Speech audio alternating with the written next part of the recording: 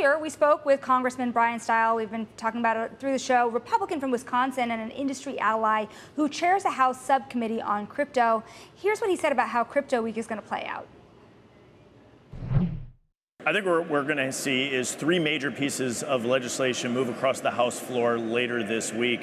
First off is the Genius Act, which already passed the Senate, which moves us forward in stablecoin. That furthers dollar dominance around the globe. The second major piece of legislation is Clarity. Clarity brings us actual regulatory certainty so that we can win the Web3 race here in the United States, protect consumers, and be in a position to outcompete other countries, and in particular China. And the third major piece of legislation is preventing central bank digital currency from being developed and forced upon the American people. These three pieces of legislation, I think, will all pass the House floor and make sure that the United States is the world leader in the Web3 race.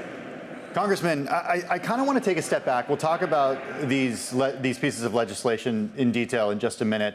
But I think even though this is Bloomberg Crypto, I think there are a lot of people out there, it's fair to say, who are not convinced about the utility when it comes to cryptocurrencies and when it comes to just legislation in this space, that it's necessary. Sell that to the American people. I think what we should do is step back and look at how the United States won the Web 2 race. In many ways, we're all benefited in the United States of America because large tech companies are domiciled here in the United States. It doesn't mean I love all aspects of big tech, but we're definitely benefited by having those companies domiciled in the United States.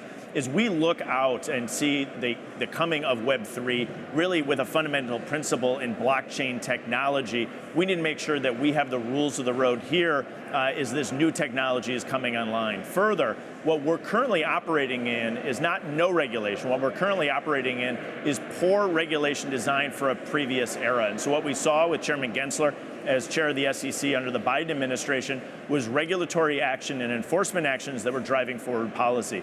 This is our opportunity to have a clean start, to say, let's make sure that we're regulating this for the era of Web3 to force and to encourage the development of Web3 technology here in the United States. Lack of new legislation will continue the results of what we saw during the Chairman Gensler's time at the SEC, which was enforcement actions in an incredibly unproductive manner. Representative Steil, one big question about the stablecoin bill, in particular the Genius Act.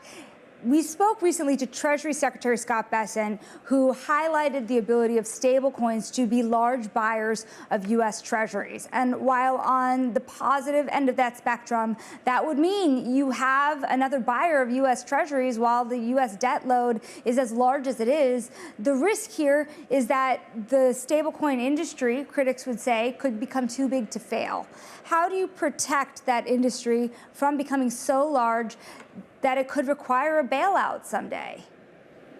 I think actually the regulatory framework will actually reduce and prevent that risk. Why? Because currently stablecoins are growing, but in an unregulated manner. And so we already see them as one of the largest purchasers of U.S. Treasuries. What the Genius Act does is puts in place a regulatory framework that makes sure that we have additional transparency as it relates to the audit and make sure that they're governed and regulated under U.S. laws. And so what I think we'll actually see is the opposite of the risk that you just proposed, which is if we don't regulate in this space, what we have is the risk that you would have some sort of significant financial challenge. What we're doing is putting regulations in place to try to limit and prevent future risk.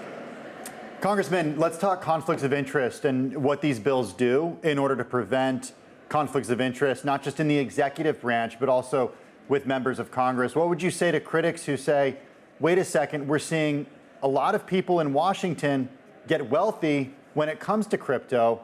How do we make sure that there are no conflicts of interest here?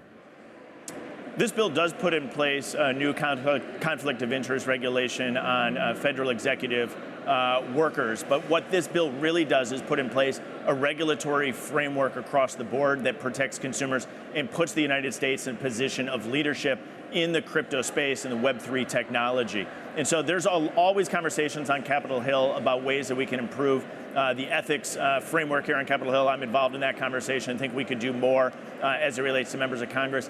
This legislation, though, is focused on putting in place a regulatory framework that will ultimately protect consumers and make sure that the United States is the world leader in the crypto and Web3 race. Our own Bloomberg News team reporting last week that Donald Trump's personal net worth has remained relatively unchanged since retaking the White House, but the makeup of that net worth has changed. Licensing deals and crypto ventures have added at least $620 million to his fortune in recent months. Are there any conflicts of interest there?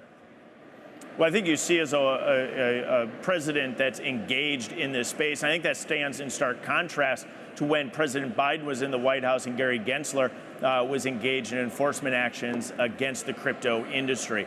And so the president is making his own decisions in that regard. This legislation is focused on a broader regulatory framework to make sure, again, that we're protecting consumers and allowing the United States to win the Web3 race. And so a lot of people, obviously, on the left are making all sorts of arguments as it relates to President Trump. What we're focused in is on the underlying policy, and that's focused specifically on the regulatory framework of the broader crypto industry, Web3, blockchain technology, in making sure that we're winning this race.